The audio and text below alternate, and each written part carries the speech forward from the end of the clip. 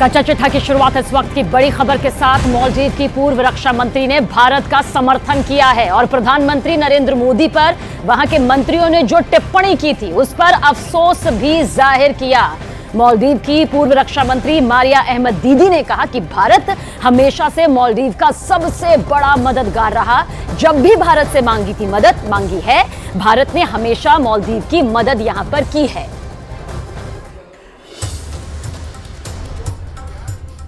Number 1 channel, number 1 show कच्चा चिट्ठा आप देख रहे हैं। आपके साथ मैं हूं सबीना तामंग देशमुख। मालदीव को यह समझ आ रहा है, या फिर यूं कहिए कि वो बखूबी समझ गया है कि आखिर उससे गलती क्या हुई है, कहां हुई है। वहीं पाकिस्तान को भी अब यह एहसास होगा कि 2019 में बालाकोट में एयर स्ट्राइक के बाद कैसे इमरान खान की सरकार भारत से दया की भीख मांग रही थी।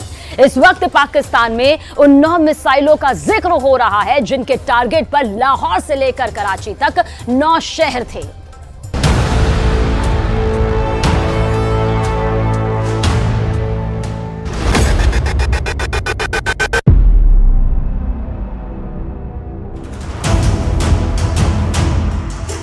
जब पाकिस्तान पर भारत ने तान दी थी 1, 2, 3 नहीं बल्कि 9 मिसाइल, जब कहा गया कि ये कत्ल की रात है और प्रधानमंत्री नरेंद्र मोदी ने पाकिस्तान के तत्कालीन पीएम इमरान खान से फोन पर बात करने से मना कर दिया। मैंने कल शाम को कोशिश की नरेंद्र मोदी को कॉल करूं। हम ये क्लियर करना चाहते थे कि हम किसी किस्म की एस्केलेशन नहीं चाहते। पुलवामा हमले के बाद भारत का रुख देखकर पाकिस्तान कैसे भीगी बिल्ली बन गया। हिंदुस्तान का पायलट हमने पकड़ा हुआ है। हम एज ए पीस जेस्टर हम उसको कल रिहा करने लगे हैं हिंदुस्तान को वापस। पाकिस्तान को क्यों यकीन हो गया कि अब उसका बचना मुश्किल है। अमेरिका ना उच्च एक व्यक्ति है एक निवेदन કર્યું કે મોદીએ બીજા દિવસે એક સાથે 12 મિસાઇલો હુમલો કરવાનું કરીને ક્યાં કીધું પરિસ્થિતિ ગંભીર થઈ જાત। આ સારું થયું કે પાકિસ્તાને પાયલોટને પાછો મોકલવાની જાહેરાત કરી દીધી, નહીં તો રાત કતલની રાત હતી। આ અમેરિકાએ કહ્યું। 48 घंटे के अंदर क्या क्या हो गया, क्यों अब उस रात की बात की जा रही है जब भारत और पाकिस्तान के बीच युद्ध शुरू होने का खतरा कगार पर पहुंच गया था। पाकिस्तान, इमरान खान और जनरल कमर जावेद बाजवा को लगा कि अब हमला होना पक्का है, युद्ध की 100% गारंटी है। 9 मिसाइलों का पाकिस्तान पर ताना जाना बहुत साफ बात कि पाकिस्तान का हर बड़ा शहर भारत के टारगेट पर था। पाकिस्तान को यकीन हो गया था कि भारत अब पाकिस्तान पर अटैक कर देगा और उसकी तबाही फाइनल है, उसे अब कोई नहीं बचा सकेगा। इस बात का जिक्र पाकिस्तान में भारत के पूर्व उच्चायुक्त अजय बिसारिया ने किया है। 2019 की बात है, तब पुलवामा में हुए आतंकी हमले के बाद जो हालात बने उसे लेकर अजय बिसारिया ने ऐसी बातें बताई हैं जिसे लेकर साफ हो गया है कि पूरे पाकिस्तान के होश उड़े हुए थे। इमरान खान की सरकार डरी हुई थी, पाकिस्तान की पूरी फौज सहमी हुई थी। अजय बिसारिया, जो उस वक्त पाकिस्तान में भारत के नुमाइंदे थे, उन्होंने अपनी किताब anger management, the troubled diplomatic relations between India and Pakistan में ऐसी बातें बताई हैं जिसमें पाकिस्तान के खौफ का जिक्र है, जिसमें इमरान खान की बेचैनी बताई गई है, जिसमें पाकिस्तान की पूरी सेना के बीच मची खलबली दिखाई गई है। तारीख 27 फरवरी साल 2019। पुलवामा में हुए आतंकी हमले को 13 दिन बीत चुके थे। बालाकोट में एयर स्ट्राइक की अगली सुबह जम्मू कश्मीर से लेकर गुजरात तक बॉर्डर पर निगरानी तेज थी। पाकिस्तान की तरफ से बालाकोट का रिएक्शन क्या होगा, इस पर इंडियन एयरफोर्स के विमान नजरें गड़ाए हुए थे। तब भारतीय वायुसेना के विंग कमांडर अभिनंदन वर्धमान, जो अब ग्रुप कैप्टन बन चुके हैं, वो जम्मू कश्मीर रीजन में पीओके की तरफ पाकिस्तान की वायुसेना की हर हरकत की निगरानी कर रहे थे।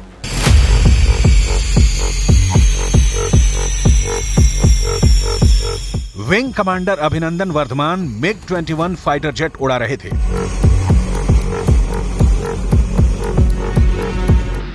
इस दौरान पाकिस्तान की तरफ से हवाई हमला किया गया। अभिनंदन पाकिस्तान के F-16 के साथ डॉग फाइट में शामिल हुए। इस दौरान वो POK के हवाई क्षेत्र में चले गए। उन्होंने पाकिस्तान के एक F-16 को मिसाइल मारकर गिरा दिया, लेकिन जमीन पर पाकिस्तान के एयर डिफेंस सिस्टम ने उनके MiG-21 को गिरा दिया। अभिनंदन ने विमान से इजेक्ट किया, लेकिन जब वो पैराशूट से उतरे तो वो POK में थे और वो पाकिस्तान की सेना के हाथ लग गए।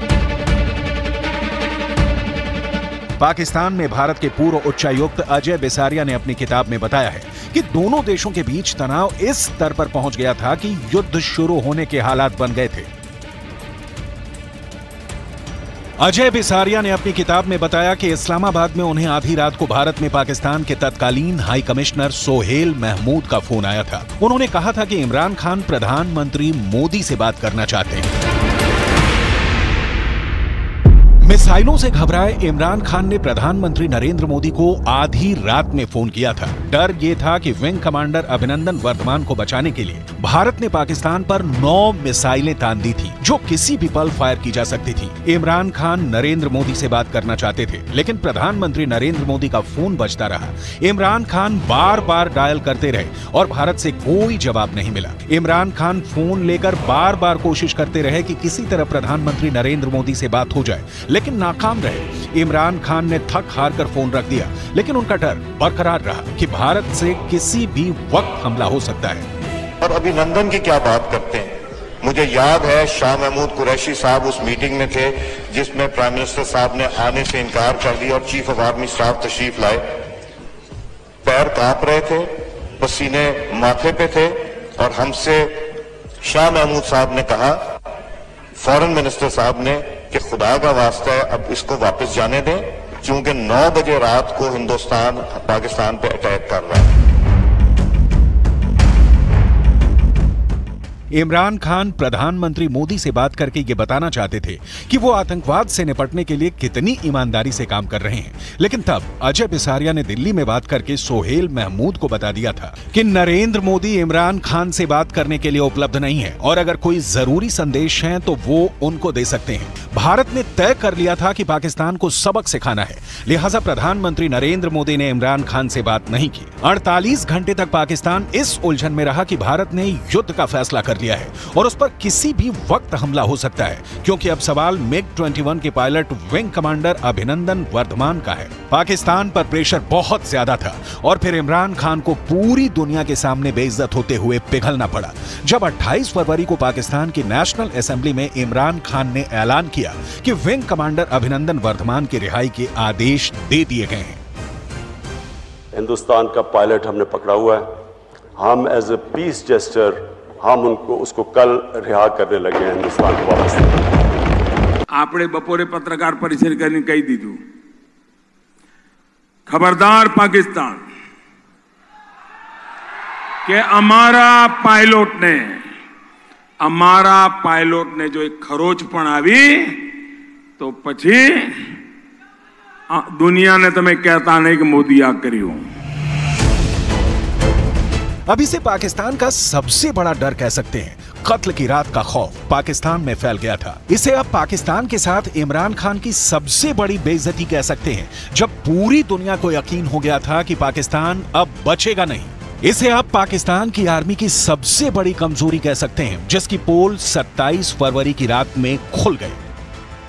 इमरान खान का फोन प्रधानमंत्री मोदी ने रिसीव नहीं किया और अगले ही दिन पाकिस्तान ने अभिनंदन की रिहाई का ऐलान कर दिया। इमरान खान दुनिया को ये दिखाने की कोशिश कर रहे थे कि पाकिस्तान शांति चाहता है, लेकिन अजय बिसारिया की किताब में जो बताया गया है उसके मुताबिक इमरान खान के ऐलान के पीछे भारत की उन 9 मिसाइलों का डर था जो लाहौर से लेकर कराची और रावलपिंडी से लेकर सरगोधा तक तान दी गई थी। पाकिस्तान के बड़े बड़े सैन्य अड्डे भारत के टारगेट पर थे। हालांकि भारत ने कभी आधिकारिक तौर पर यह स्वीकार नहीं किया कि पाकिस्तान पर 9 मिसाइलें तानी गई थी, लेकिन दुनिया देख रही थी कि पाकिस्तान पर प्रेशर कितना ज्यादा है। हालांकि अजय बिसारिया की किताब के मुताबिक पश्चिमी देशों के राजदूतों से मुलाकात के दौरान पाकिस्तान के विदेश सचिव तहमीना जानजुआ ने अपनी फौज की तरफ से भेजा एक मैसेज पढ़ा था। इसमें लिखा था कि भारत ने पाकिस्तान की तरफ 9 मिसाइलें तानी हुई हैं।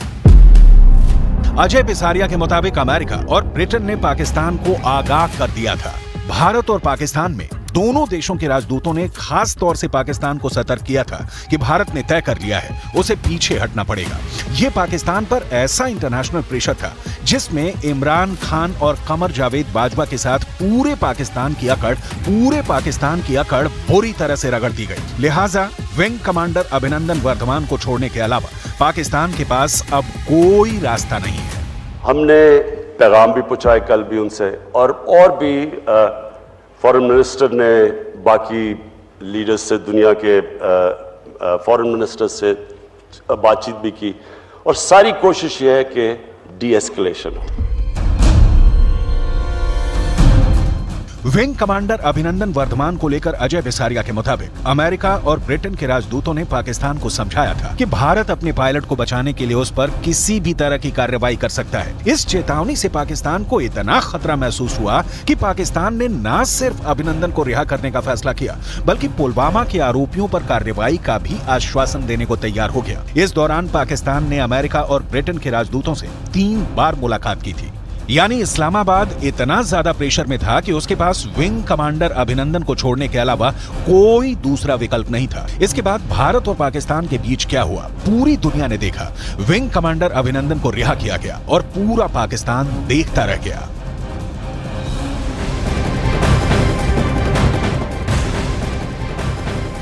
और कच्चा चिट्ठा में इस वक्त बहुत बड़ी खबर लेबनान से। इजराइल ने हिजबुल्लाह के एक बड़े कमांडर को ढेर कर दिया है। एक बड़ा कमांडर मार गिराया गया। दक्षिणी लेबनान में इजराइल ने हिजबुल्लाह के कमांडर को ड्रोन स्ट्राइक में मार गिराया। यह पहली बार है जब नेतन्याहू ने हिजबुल्लाह के किसी बड़े कमांडर को मारा है। हमास के डिप्टी चीफ सालेह अल अरूरी के बाद यह इजराइल का लेबनान पर दूसरा बहुत बड़ा हमला माना जा सकता है। देखिए, इजराइल ने गाजा में भी हमले और ज्यादा तेज कर दिए हैं। इजराइल गाजा में हर उस ठिकाने को अपना निशाना बना रहा है जहां हमास का कमांडर याह्या सिनवार छिपा हो सकता है। हालांकि ये कोई नहीं जानता कि सिनवार कहां मौजूद है, वो किस हाल में है, वो जिंदा भी है या फिर मर चुका है। लेकिन इजराइल के लिए अब सिनवार बहुत बड़ी पहेली बन चुका है यकीनन।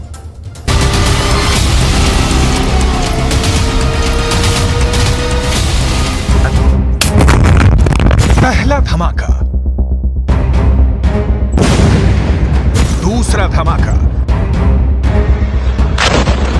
तीसरा धमाका, चौथा धमाका, पांचवा धमाका।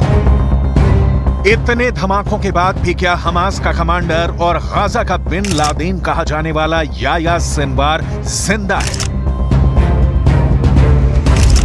या फिर इन धमाकों में इजराइल का कट्टर दुश्मन हमेशा के लिए जिंदा दफन हो गया है?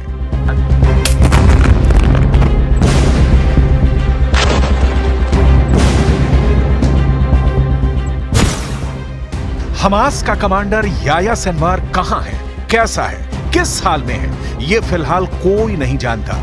उसको शिद्दत से ढूंढने वाला इजराइल भी नहीं जानता कि सिनवार जिंदा है या मर चुका है। वो बस सिनवार की मौत पुख्ता करने के लिए गाजा पर लगातार बम मारे जा रहा है।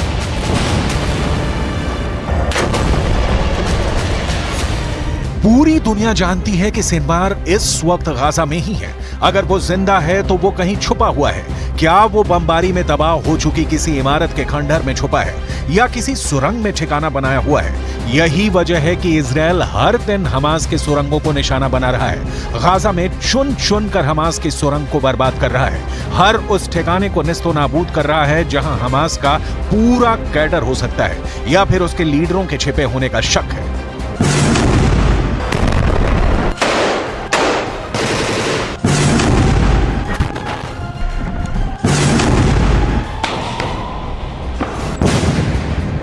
एयर स्ट्राइक, टैंक से बमबारी, सुरंग में घुसकर हमास के लड़ाकों के खिलाफ ऑपरेशन। इन हमलों से एक बात तो साफ है कि इजराइल ने याह्या सिनवार की मौत की गारंटी ले ली है। उसके पास गाजा से निकलने के सारे रास्ते बंद हो चुके हैं। यह नेतन्याहू की कसम है कि सिनवार या तो मारा जाएगा या फिर सरेंडर करेगा, लेकिन गाजा से बचकर नहीं जा पाएगा। ये सेंट्रल गाजा की तस्वीर है। यहाँ इजरायल की सेना ने हमास की एक और सुरंग पर धावा बोल दिया है। करीब 100 मीटर लंबी इस सुरंग में हमास के लड़ाकों ने जंग का पूरा इंतजाम किया हुआ है। युद्ध लड़ने के लिए साजो सामान तैयार है। यहाँ से मोर्टार बरामद हुए, ग्रेनेड भी मिले। इजरायल की सेना पर अटैक करने के लिए आरपीजी रॉकेट का जखीरा भी मिला। साथ ही वो सामान मिला जिसके सहारे हमास के रॉकेट की रेंज बढ़ाई जा सके, वो लंबी दूरी तक इजरायल की सेना पर हमला कर सके। इजरायल की बहुत ही खतरनाक माने जाने वाली 179th ब्रिगेड ने इस ऑपरेशन को अंजाम दिया। अब एक और वीडियो देखिए। इजरायल अपने दक्षिण की तरफ से हमास के ठिकानों पर हमले कर रहा है। एक के बाद एक टैंक से फायर किया जा रहा है। सेना की गाड़ियां हमास के ठिकानों और उसके एंटी टैंक दस्तों को तलाश कर रही हैं, क्योंकि इसी ने इजरायल की नाक में दम कर रखा है। देखा जाए तो इजरायल ने हमास के हर लीडर, फिर चाहे वो याह्या सिनवार हो, इस्माइल हानिया हो या खालिद मेशाल, सभी को हमेशा के लिए खत्म कर देना चाहता है। इसमें याह्या सिनवार जिंदा है या मर चुका है पक्का नहीं मालूम।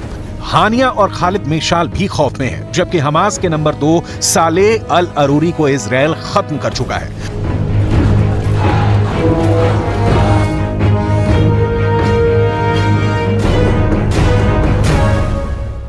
वैसे युद्ध के 3 महीने बाद भी इजरायल को वो कामयाबी नहीं मिली है जिसकी उसे उम्मीद थी। यही इजरायल की सबसे बड़ी मुश्किल भी है, क्योंकि जितना ज्यादा वक्त हमास के थिंक टैंक को मारने या पकड़ने में लगेगा, युद्ध उतना ज्यादा खिंचता चला जाएगा। और युद्ध जितना लंबा खिंचेगा, इजरायल को ना सिर्फ आर्थिक मोर्चे पर उतना नुकसान होगा, बल्कि उसकी सेना की साख भी गिरती जाएगी, जो अभी तक इस युद्ध के बड़े टारगेट हासिल नहीं कर पाई है, जबकि उसकी बमबारी में करीब 23,000 लोगों की मौत हो चुकी है।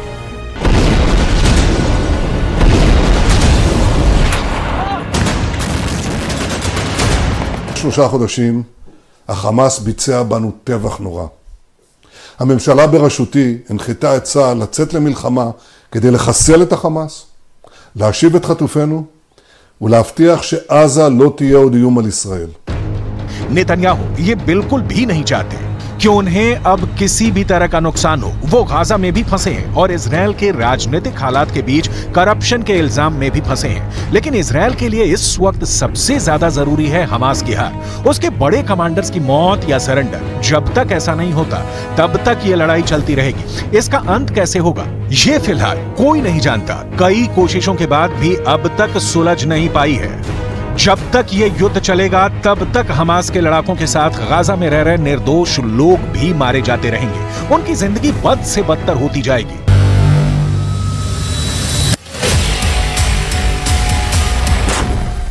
गाजा में एक बार फिर सीज फायर की कोशिश शुरू हो गई है। जॉर्डन के किंग अब्दुल्ला ने अमेरिका के विदेश मंत्री एंटनी ब्लिंकन से कहा है कि गाजा में सीज फायर कराया जाए। किंग अब्दुल्ला ने कहा है कि अगर युद्ध जारी रहा तो इसके बहुत बुरे नतीजे देखने को मिलेंगे। गाजा की फिक्र पूरी इंटरनेशनल कम्युनिटी को है। यही वजह है कि सभी अब यही चाहते हैं कि कम से कम इजरायल अपने ऑपरेशन को इस तरह से अंजाम दे कि आम लोग उसकी बमबारी का शिकार न बने। Immer klarer, die israelische Armee muss mehr tun, um Zivilistinnen und Zivilisten in Gaza zu schützen. Sie muss Wege finden, Hamas zu bekämpfen, ohne dass so viele palästinensische Menschen Schaden an Leib und Leben nehmen. Das Leid so vieler unschuldiger Beteiligter kann so nicht weitergehen. अब इस बच्चे को देखिए, Israel की बमबारी के बाद ये एक इमारत के मलबे में दबा हुआ था। आधे घंटे तक वो मलबे में दबा रहा और उसके बाद इसे किसी तरह से जिंदा निकाला गया। इसलिए गाजा तबाही के साथ जिंदगी की उम्मीद भी देख रहा है। हालांकि धमाके और खून खराबे के अलावा गाजा में अब कुछ बचा नहीं है।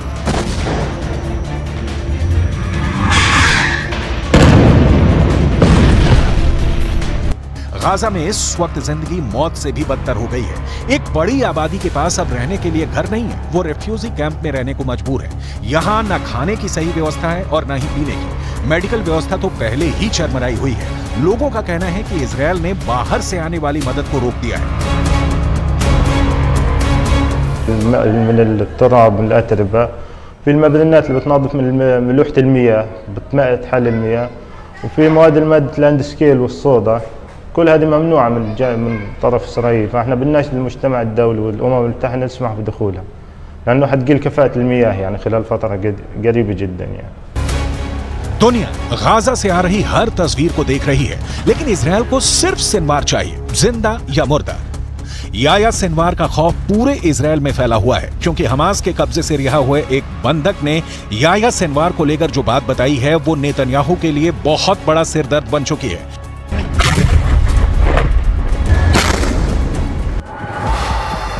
हमास के कब्जे से रिहा हुए एक बंधक ने बताया कि जब गाजा में वो एक सुरंग में कैद करके रखे गए थे, तब एक दिन अचानक सुरंग का दरवाजा खुला और उनके सामने एक व्यक्ति था जो याह्या सिनवार बताया जा रहा है।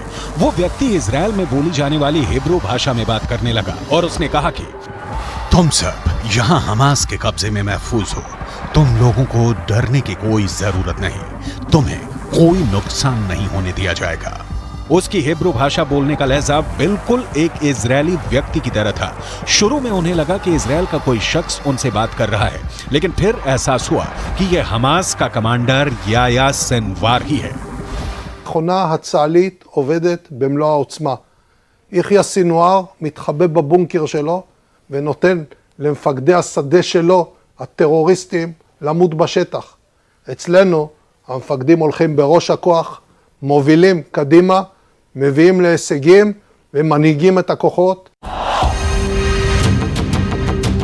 याह्या सिनवार अब इजरायल के सिर पर चढ़ गया है। इसमें कोई शक नहीं कि गाजा की गलियों में जो युद्ध अब तक हुआ है उस पर याह्या सिनवार की छाप पड़ी हुई है। हमास का एक एक हमला याह्या सिनवार की सरपरस्ती में हो रहा है। ये बात इजरायल की फौज बहुत अच्छी तरह जानती है। नेतन्याहू ने गाजा पहुंचकर पहले ही बता दिया है कि चाहे सीज फायर रहेगा या फिर नहीं, इसका हमास को खत्म करने के उनके एजेंडे पर कोई फर्क नहीं पड़ेगा। वो पहले ही बता चुके हैं कि इजरायल पर हमला करने वालों को वो चुन चुन कर मारेंगे, हमास को जड़ से खत्म कर देंगे।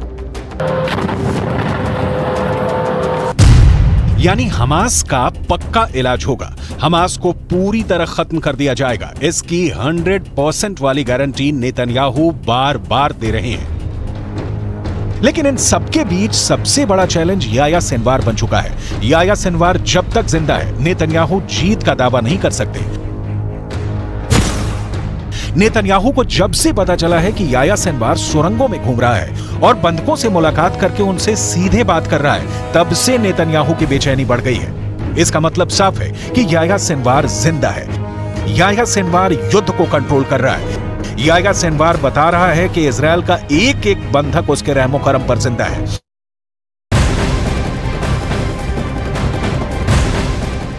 बहुत बड़ी खबर, अमेरिकी इंटेलिजेंस विभाग ने चीन की आर्मी को लेकर एक बहुत बड़ा खुलासा किया है। यह बहुत ही बड़ा पर्दाफाश है। दरअसल खुफिया रिपोर्ट में कहा गया कि सेना के अफसर इस कदर करप्शन कर रहे हैं कि मिसाइलों में ईंधन की जगह पानी भरवा देते हैं। इस रिपोर्ट में चीन की पीपल्स लिबरेशन आर्मी यानी PLA की ताकत पर सवाल दागे गए हैं, सवाल उठाए गए हैं। चीन की युद्ध की ताकत को कटघरे में खड़ा किया गया है। देखिए, चीन की मिसाइलों में पानी भर देने वाले चीनी सेना के करप्शन केस में जो रिपोर्ट पश्चिमी मीडिया में खूब तेजी से छप रही है, उसके बारे में आपको जानकारी देने जा रहे हैं। दरअसल पिछले महीने ही राष्ट्रपति शी जिनपिंग ने अपने 9 जनरल को भ्रष्टाचार में लिप्त पाए जाने के बाद बर्खास्त कर दिया था और अब पता चला है कि आर्मी पैसा कमाने के लिए मिसाइलों में पानी भरकर काम चला रही है।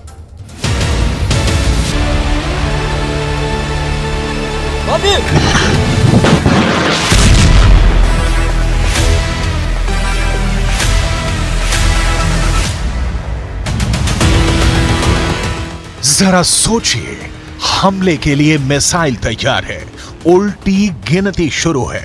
7, 6, 5, 4, 3, 2, 1।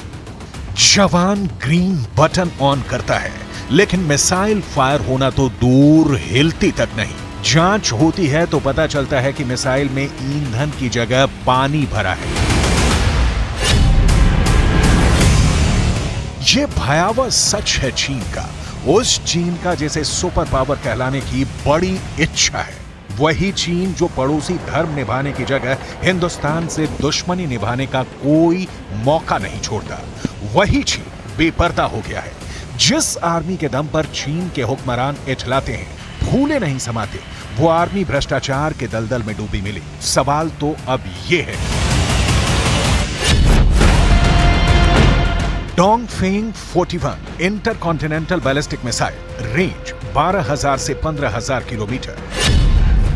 Dongfeng 5 intercontinental ballistic missile, range 13,000 kilometre.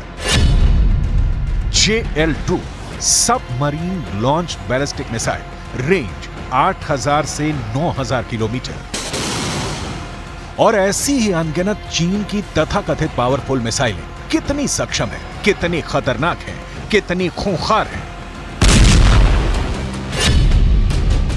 और उससे भी बड़ा सच ये कि चीन के पास युद्ध की कुल ताकत कितनी है।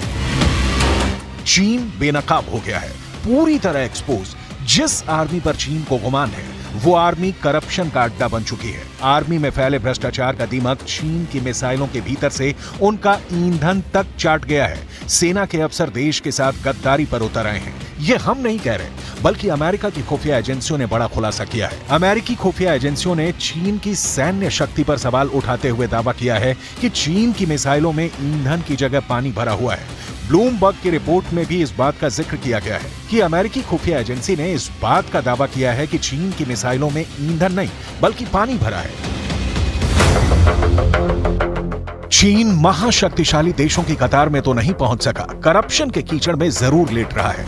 मंत्री संतरी का गायब होना या उन्हें गायब करवा देने का काम तो चीन की सरकार खुद ही संभालती है। आर्मी के हिस्से जो काम आता है वो ये कि देश के अमानत में खयानत करो। पश्चिमी मीडिया में छपी रिपोर्ट में चीन की मिसाइलों में पानी भरे होने की खबर को प्रमुखता से छापा गया है। इसकी डिटेल में जाने पर पता चला कि चीन में एक के बाद एक शक्तिशाली जनरल जनता की नजरों से गायब होते रहे हैं। कुछ को बाद में बिना किसी स्पष्टीकरण के उनके पदों से हटा दिया गया। यहां तक कि रक्षा मंत्री जैसे हाई प्रोफाइल पद भी नहीं बच सके। लेकिन राष्ट्रपति शी जिनपिंग ने ऐसा क्यों किया, इससे जुड़ा एक बड़ा खुलासा हुआ है। बताया जा रहा है कि सेना में बड़े पैमाने पर भ्रष्टाचार फैला है। इस भ्रष्टाचार ने शी जिनपिंग की सेना के आधुनिकीकरण की कोशिशों को कमजोर किया है। 1 अगस्त 2027 को PLA 100वीं स्थापना दिवस मनाएगी। शी जिनपिंग ने देश की तथाकथित समर्पित और ईमानदार आर्मी के लिए कहा है कि 2027 में PLA दुनिया की सर्वश्रेष्ठ आर्मी होगी। शी जिनपिंग आर्मी में करप्शन के केस फाइल शायद ठीक से नहीं पढ़ पाए या उनके अमलों में से किसी ने भूल कर दी। अमेरिका की खुफिया एजेंसियों की रिपोर्ट के मुताबिक चीन की रॉकेट फोर्स और पूरे देश के रक्षा औद्योगिक आधार में भ्रष्टाचार इतने व्यापक स्तर पर फैला है कि आने वाले वर्षों में शी जिनपिंग किसी भी तरह की बड़ी सैन्य कार्रवाई करने की नहीं सोच सकते। ब्लूमबर्ग की रिपोर्ट के मुताबिक अमेरिका ने चीनी सेना में भ्रष्टाचार से जुड़े उदाहरण दिए। इसमें कहा गया है कि मिसाइलों में ईंधन की जगह पानी भरा हुआ है। वहीं पश्चिमी चीन में मिसाइल साइलो के विशाल क्षेत्र हैं जो इस तरह के काम नहीं करते कि मिसाइल को प्रभावी ढंग से लॉन्च किया जा सके।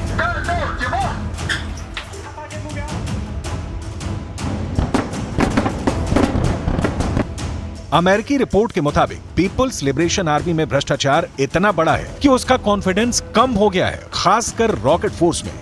इसने शी जिनपिंग की आधुनिकीकरण प्राथमिकताओं को भी पीछे धकेल दिया है। भ्रष्टाचार से जुड़ी जांच के कारण पिछले 6 महीनों में 1 दर्जन से ज्यादा वरिष्ठ रक्षा अधिकारी फंसे हैं। यह आधुनिक इतिहास में देश की सेना पर चीन की सबसे बड़ी कार्रवाई हो सकती है। झूठ, दिखावा, प्रोपेगेंडा के दम पर चीन ने जो चमक बिखेरी है, यह उसका सच है। और यह पहली बार चीन की आर्मी में करप्शन का मामला नहीं सामने आया है कि मिसाइल में ही ईंधन की जगह पानी भर के रख दिया गया। शी जिनपिंग ने 2027 तक सेना को एक आधुनिक फोर्स में बदलने के अपने लक्ष्य के लिए अरबों डॉलर लगाए हैं। हर साल चीन की सेना का बजट बढ़ता चला जा रहा है। पिछले 5 सालों का लेखा जोखा देखिए। 2023 के लिए रक्षा बजट में 7.2% की वृद्धि की घोषणा की थी। 2023 में रक्षा बजट 1.55 ट्रिलियन युआन यानी $224 बिलियन रखा गया था। चीन में रक्षा बजट 2013 के आंकड़े से लगभग 2 गुना हो गया है। इसके साथ ही चीन अब दुनिया का दूसरा सबसे बड़ा सैन्य बजट जारी करने वाला देश है। लेकिन पैसे की इस भरमार के बावजूद चीन की आर्मी में करप्शन संक्रामक रोग की तरफ फैल गया है। पिछले महीने यानी दिसंबर 2023 में चीन के राष्ट्रपति शी जिनपिंग ने अपने 9 जनरलों को बर्खास्त कर दिया था, जिनमें रॉकेट फोर्स के 3 कमांडर भी शामिल थे। रॉकेट फोर्स चीन में न्यूक्लियर मिसाइलों की निगरानी करती है।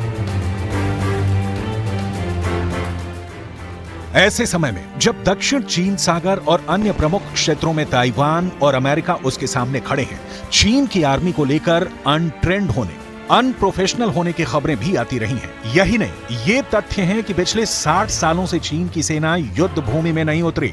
मतलब सेना की 3 पीढ़ियों ने कोई युद्ध नहीं लड़ा है।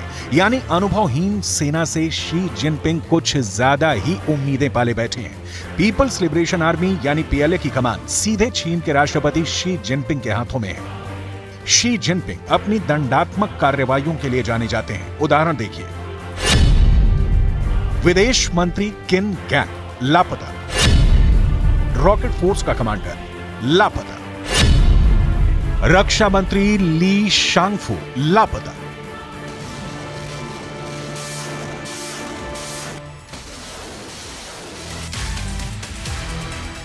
लेकिन शी जिनपिंग के इन एक्शन का कोई खास असर होता नहीं दिख रहा। चीन की सेना जिन बातों को लेकर परेशान रहती है, चीन की सरकार का ध्यान उधर नहीं जाता। अनुशासन और देशभक्ति के नाम पर कोल्हू के बैल की तरह जोत दिए जाते हैं चीन के युवक, अब आजिज हो चुके हैं।